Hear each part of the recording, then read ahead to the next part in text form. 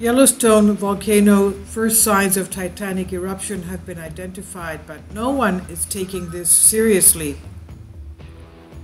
It could end human life as we know it, but a science author claims not many people think this is serious enough. No one's taking it seriously. He identified the first signs of a Titanic eruption. Kindly support my Patreon account because YouTube has again demonetized my YouTube channel.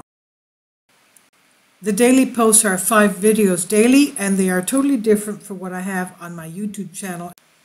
Thank you so much for your support and that you find all my content so interesting. You'll find the Patreon account details in the description box below. Yellowstone is one of the 20-plus supervolcanoes of the world. It's located in the northwest corner of Wyoming, stretching into Montana and Idaho. And it's called a supervolcano because it's capable of giving an event of a super eruption, something that has last happened about 630,000 years ago. It has had a lava eruption 70,000 years ago and another 80 eruptions since then. Now, experts said the chances of another super eruption in our lifetime were close to 1 in a million. And science writer Brian Walsh asks, why isn't anyone taking this problem more seriously? The author of A Brief Guide to the End of the World's claimed it's unlikely there is not the same thing as impossible. Now, even though it's human nature to conflate the two, unlikely is not the same thing as impossible. It is possible.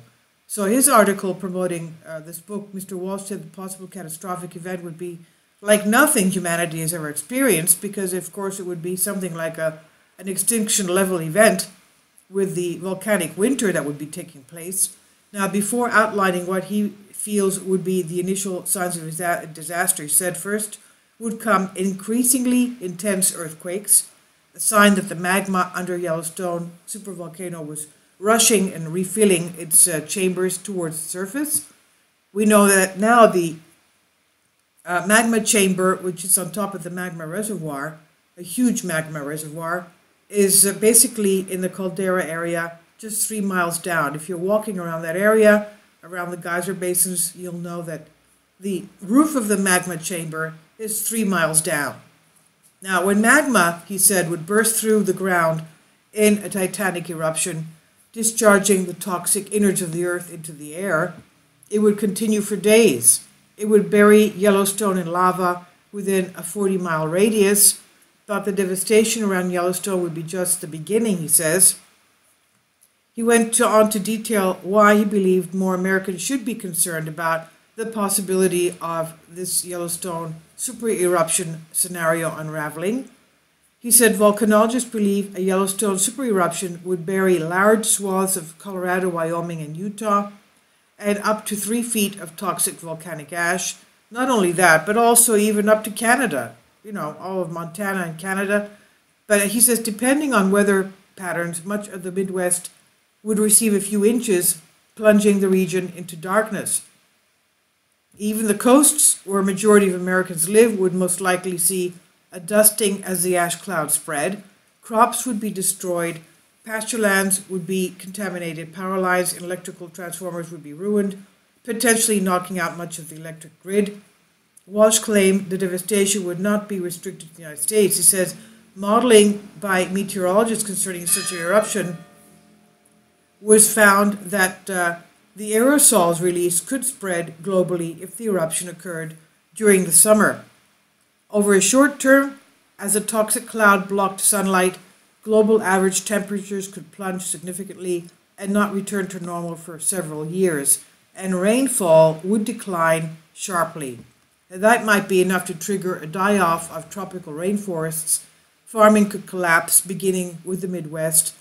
It would be the greatest catastrophe since the dawn of civilization, he says.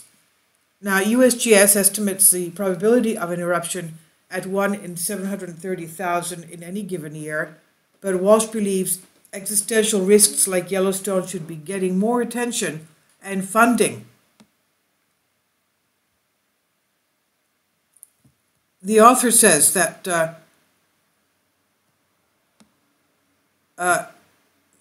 even though the supervolcano or an asteroid strike or nuclear war could happen. He says that he stated that what has happened before, for example, the Yellowstone super eruption, can and will happen again eventually. And he says that by ignoring the Yellowstone super eruption threat, we leave ourselves vulnerable.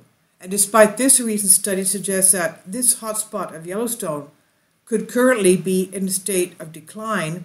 Findings were based on analysis of volcanic deposits that were scattered across tens of thousands of miles in the region.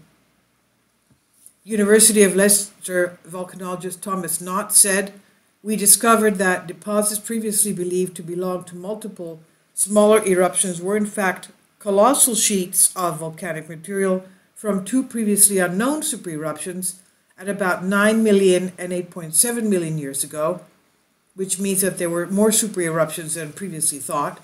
These two supereruptions took place during the Miocene and bring supereruptions for the region of Yellowstone in this era to 6, suggesting that the area experienced such eruptions on an average of once every 500,000 years, and not once every 700,000 years.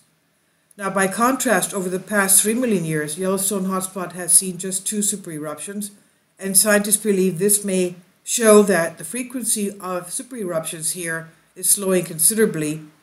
End Times, a brief guide to end of the worlds, is published by Hatchet Books and available to buy online.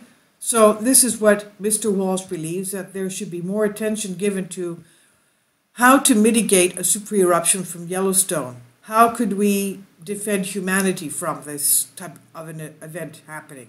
This is by Callum Hoare on Express UK. Please leave your comments. Thank you.